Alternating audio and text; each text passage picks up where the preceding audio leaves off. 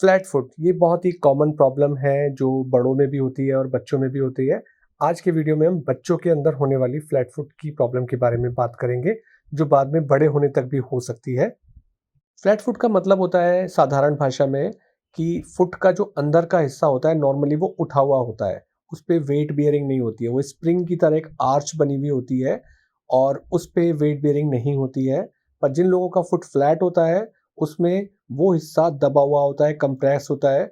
इसे समझ सकते हैं एक साधारण से एग्जांपल से कि अगर पैर को इंक में लगाया जाए और उसके बाद एक कागज़ पे उसका इम्प्रेशन लिया जाए, तो नॉर्मल फुट में एक हिस्से पे अंदर की तरफ इंक नहीं लगती है।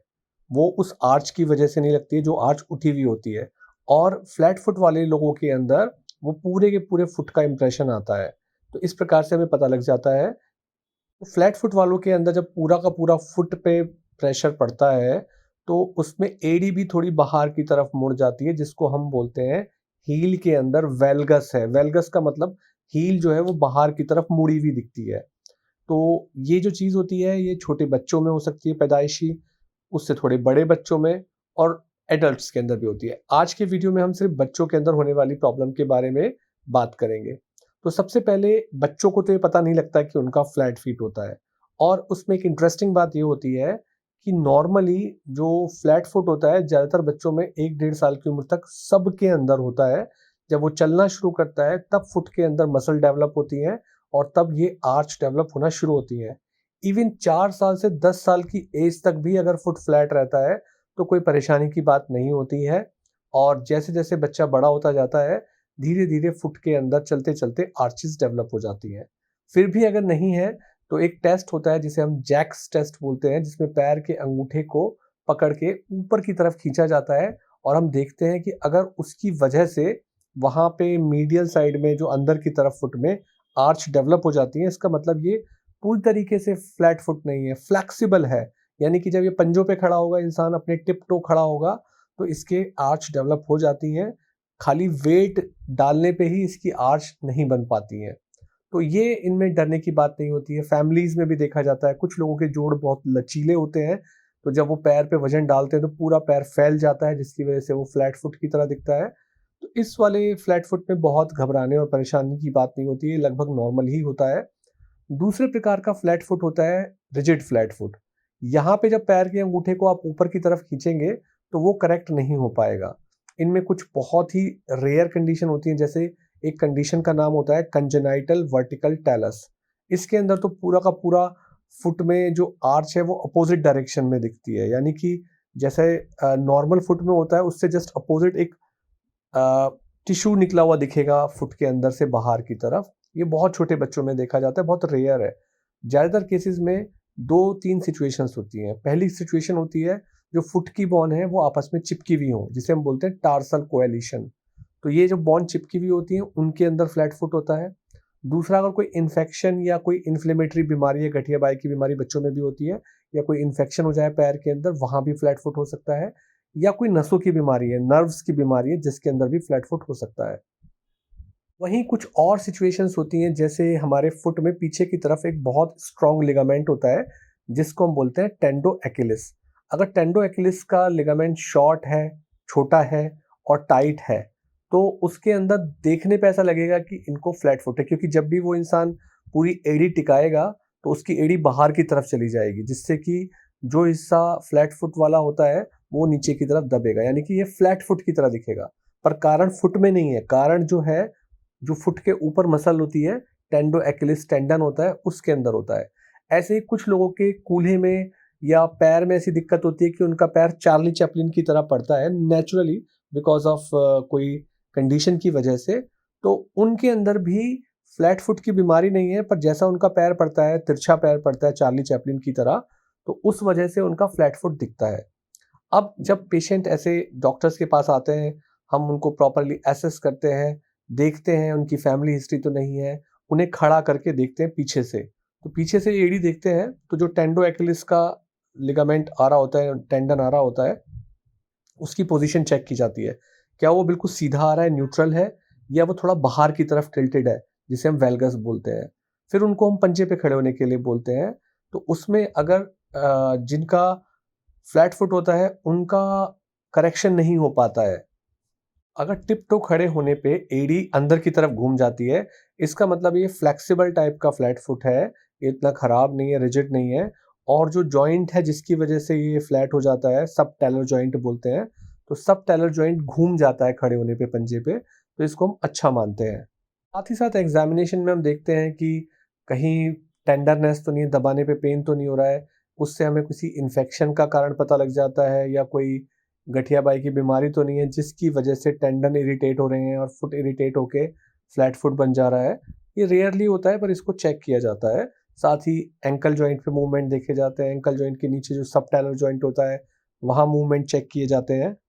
हमने बात की थी कि टाइट जो टेंडो एक्िलिस है वो टाइट तो नहीं है या कोई नसों की बीमारी तो नहीं है। उसके साथ साथ ऐसे बच्चों के अंदर स्पाइन को चेक किया जाता है कि कहीं कोई नर्व्स की प्रॉब्लम तो नहीं है। हिप जॉइंट को देखा जाता है कहीं हिप जॉइंट एक्सटर्नली रोटेटेड तो नहीं है, जैसे चार्ली चैपलिन गेट की बात की थी जिसके अंदर फ्लैट फुट जैसा हो जाता है, या नी के अंदर कोई प्रॉब्लम तो नहीं है।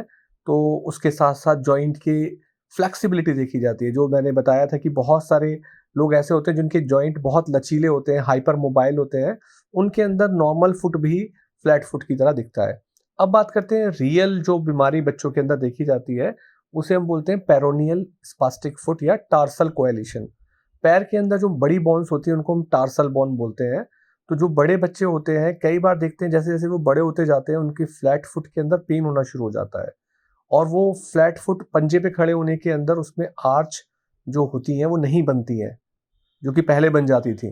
तो उसको एक्स-रे या सीटी स्कैन से देखा जाता है और वहाँ दिखता है कि कई सारी बॉन आपस में जुड़ रही हैं, उनके अंदर कैल्शियम बन रहा है और वो बॉन्ड बना रही हैं। नॉर्मली क्या होता है पहले शुरुआत में इस बीमारी के अंदर जब बच्चे छोटे होते हैं तो फाइबर्स होते हैं बोन्स के बीच में, और जैसे-जैसे वो बड़े होते हैं उसमें कार्टिलेज बननी शुरू हो जाती है, धीरे-धीरे बॉन बननी शुरू हो जाती है। तो जैसे-जैसे धीरे-धीरे फाइबर से कार्टिलेज, कार्टिलेज से बॉन बनती है, वो जॉइंट पेनफुल हो जाता है क्योंकि जब भी वो भागेंगे, दौड़ेंगे, खेलेंगे, कूदेंगे तो उस बॉन के ऊपर प्रेशर पड़ेगा। कई बार तो जो बॉन बनती रहती है ये, क्योंकि ये नॉर्मल नहीं होती है ऐसी, नॉर्मल बच्चों में ये नहीं होता है, इन बच्चों में होता है ऐसे फ्लैट फुट में, तब वो पेन करने लगता है। तो उस कंडीशन के अंदर सीटी स्कैन कराया जाता है, एक्स-रे कराया जाता है, और एक्स-रे में हम देख लेते हैं कि कहीं बॉन आपस में नहीं तो बन रही है कि जो टार्सल बॉन है, जैसे टार्सल बॉन हो गई हमारी, टेलस हो गई, कैल्केनियम हो गई, उसके आगे नेविकुलर हो गई, इन तीनों बॉन में ही मैक्सिमम केसेस के अंदर आपस में बॉन बन जाती हैं। तो उसके लिए सीटी स्कैन किया जाता है। सीटी स्कैन बहुत अर्ली स्टेज में भी जज कर लेता है कि आपस में वो एक्स्ट्रा बॉन तो नहीं बन रही है जिसकी वजह से फ्लैट फुट है और पेन हो रहा है। एमआरआई भी कई बार कराया जाता है जब हमें इन्फेक्शन का या इन्फ्लेमेशन का शक होता है, अदरवाइज सीटी स्कैन से ज़्यादातर जानकारियाँ मिल जाती है। तो अगर हम इलाज की बात करें फ्लैट फुट के अंदर, तो एक हमने बात की थी सबसे पहले कि कुछ बच्चों के फुट फ्लैट होते हैं और 4-5 साल की एज तक और इवन 10 साल की एज तक जाके वो धीरे-धीरे ठीक हो जाते हैं। तो वो नॉर्मल है, मतलब कि उसका हम नेचर की वजह से बोल सकते हैं कि उनके सॉफ्ट जॉइंट थे, नेचर की वजह से ऐसा है, और धीरे-धीरे हम माता-पिता को समझाते हैं कि जब बच्चा बड़ा होगा तो वो अपने आप ही ठीक हो जाएगा। पर अगर 10 साल के बाद भी वो ठीक नहीं हो रहा है, तभी भी माता-पिता को समझाया जाता है कि ये नॉर्मल ही है उनके फुट, क्योंकि ये फ्लेक्सिबल वाले फ्लैट फुट है कि जब वो अपने टिप टो खड़े होंगे, पंजे पे खड़े होंगे तो आर्च बन जाएगी, क्योंकि उनके जॉइंट सॉफ्ट हैं इसलिए ऐसा हो रहा है। अगर हमसे पूछा जाता है कि इनके शूज़ में कुछ डाल दिया जाए इससे करेक्ट हो जाए, तो उसका कोई ऐसा रोल नहीं होता इन केसेस के अंदर। नॉर्मल फुट की वो एक्सरसाइज़ेज़ करें, उसी से ही ये ठीक रहता है। इनके अंदर कोई ट्रीटमेंट करने की ज़रूरत नहीं होती है। दूसरे जिनके अंदर हमने बात की थी कि टाइट टेंडो एक्िलिस होता है, उनके अंदर स्ट्रेचिंग एक्सरसाइज बताई जाती हैं, क्योंकि टेंडन को जब स्ट्रेच करेंगे तो धीरे-धीरे टेंडन का साइज़ बढ़ता है। चाहे वो बहुत धीरे-धीरे बढ़े, पर धीरे-धीरे फिज़ियोथेरेपी से टेंडन का साइज़ बढ़ता है और ये वाले फ्लैट फुट थोड़े करेक्ट हो जाते हैं। तीसरी एक वैरायटी होती है जिसके अंदर एक बॉन एक्स्ट्रा बन जाती है। फुट के अंदर एक बॉन होती है, कई बार अगर आप देखेंगे फुट में ऊपर की तरफ एक बॉन उभरी हुई दिखती है, जिनको फ्लैट फुट होता है। उस बॉन को हम बोलते हैं नेविकुलर बॉन। एक्स-रे करा के देखते हैं तो उस नेविकुलर बॉन के साथ एक एक्स्ट्रा बॉन भी दिखती है जिसको हम एक्सेसरी नेविकुलर बोलते हैं। मतलब नेविकुलर के साथ एक और एक्स्ट्रा नेविकुलर बॉन बनी हुई है। तो ये जो बॉन होती है जिनके अंदर एक्स-रे करने पे हमें दिख जाती है, वो फ्लैट फुट बहुत कॉमनली देखा जाता है नॉर्मल पॉपुलेशन में। तो इनके अंदर होता क्या है कि कई बार जब ये भागते दौड़ते हैं ऐसे पेशेंट, तो उस पे खिंचाव पड़ जाता है, या टाइट शूज़ पहनते हैं तो इस बोन के ऊपर रबिंग से वहाँ पे इन्फ्लेमेशन हो जाता है, पेन हो जाता है। तो ऐसे लोगों को थोड़ा-सा स्ट्रेस कम करने के लिए बोला जाता है, फुट पे अच्छे कंफर्टेबल शूज़ पहनने के लिए बोला जाता है, जिससे कि इन पे खिंचाव ना पड़े इस बोन के ऊपर। तो उसमें थोड़ा-सा स्पेशल शूज़ भी आते हैं जिसमें थोड़ा-सा हील को जो उसके अंदर वेल्गस होता है, बाहर की तरफ जा रही होती है, उसको करेक्ट करने की कंडीशन बनाई जाती है। बट अगर ये सब कुछ करने से, पेन किलर खाने से कुछ थोड़े दिन के लिए अगर आराम नहीं मिलता है, तो यहाँ पर सर्जरी एडवाइस की जाती है जिसमें वो एक्स्ट्रा बोन होती है उसको निकाल दिया जाता है और कई बार उसके ऊपर भी जाके वहाँ पर कुछ सॉफ्ट टिश्यू रिपेयर्स की जाती हैं जिनको हम किडनर्स ऑपरेशन बोलते हैं, उससे भी ये कंडीशन ठीक हो जाती है। अब जो सबसे ज़्यादा सीरियस प्रॉब्लम होती है जिसे हम बोलते हैं रिजिड फ्लैट फुट या टार्सल कोएलिशन, जिसमें हमने बात की थी कि टार्सल बॉन जो टेलस, कैल्केनियम और नेविकुलर है, इनके अंदर एक्स्ट्रा बॉन बन जाती है, जिसकी वजह से रिजिड फ्लैट फुट बनते हैं। यानी कि ये लोग जब पंजे पे खड़े होंगे तो इनके फ्लैट फुट ठीक नहीं होते हैं और ये पेनफुल भी होते हैं जैसे-जैसे बच्चा बड़ा होता जाता है। तो इनके अंदर जॉइंट बड़े स्टिफ हो जाते हैं, बहुत पेनफुल हो जाते हैं। तो शुरू-शुरू में तो हम कोशिश करते हैं कि बिना किसी सर्जरी के ट्रीट किया जाए, बट अगर बहुत पेनफुल हो जाता है, तो सर्जरी प्लान की जाती है। इनमें जो कैल्केनियम और नेविकुलर बॉन के बीच में बॉन का बार बनता है, उसको सर्जिकली ट्रीट करना सबसे आसान होता है और जितनी जल्दी हम सर्जरी कर देंगे, जैसे ही पता लगता है, उतना ही इन बच्चों के अंदर अच्छा आउटकम आता है। तो कैल्केनियम नेविकुलर बार के अंदर तो अर्ली सर्जरी रिकमेंडेड होती है। और जो गैप बनता है जब हम उस बॉन्ड को काट देंगे, जो बॉन्ड इन दोनों बॉन्ड्स को आपस में जोड़ रही है, तो उस हिस्से के अंदर थोड़ा-सा फैट, मसल या बॉन वैक्स आता है, उसको बीच में डाल दिया जाता है। वहीं एक और बॉन्ड के बीच में जो बनता है टैलस और कैल्केनियम के बीच में, वहाँ पे अगर बॉन्ड बन रही है, मूवमेंट खत्म हो रहे हैं, फ्लैट फुट हो रहा है, सीटी स्कैन में हम पहले चेक करके देखेंगे कि कितना इन्वॉल्वमेंट है। अगर टैलस और कैल्केनियम के जो सारे के सारे जॉइंट्स होते हैं, 2-3 जगह जॉइंट होते हैं इनके अलग-अलग, अगर वो सारे ही खराब हो गए हैं, तब इस सर्जरी का आउटकम उतना अच्छा नहीं आता है। तो ये बात पहले से ही फैमिली से डिस्कस की जाती है कि इसके अंदर आउटकम अच्छा आएगा या नहीं आएगा। तो अगर बहुत ज़्यादा इन्वॉल्वमेंट है सारे जॉइंट का, तो सर्जरी का बहुत अच्छा इसमें आउटकम नहीं आता है।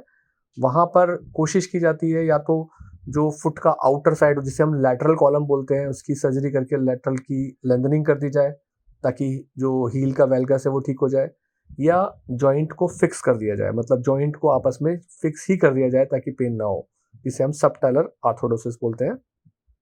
ये वाली सर्जरी के अंदर थोड़े डिसीजन मेकिंग और आउटकम थोड़े से कॉम्प्लिकेटेड होते हैं। तो इस प्रकार से हमने बच्चों के अंदर होने वाली फ्लैट फुट की प्रॉब्लम के बारे में बात की। बहुत सारी कंडीशन नॉर्मल होती हैं, बहुत सारी में शूज़ में थोड़ा बहुत चेंज करके हम ठीक कर सकते हैं। कहीं टेंडो अकेलेस टाइट है तो उसको हम फिजियोथेरेपी से ठीक कर सकते हैं और कुछ कंडीशंस हैं जहाँ पे सर्जरी की आवश्यकता पड़ती ही पड़ती है।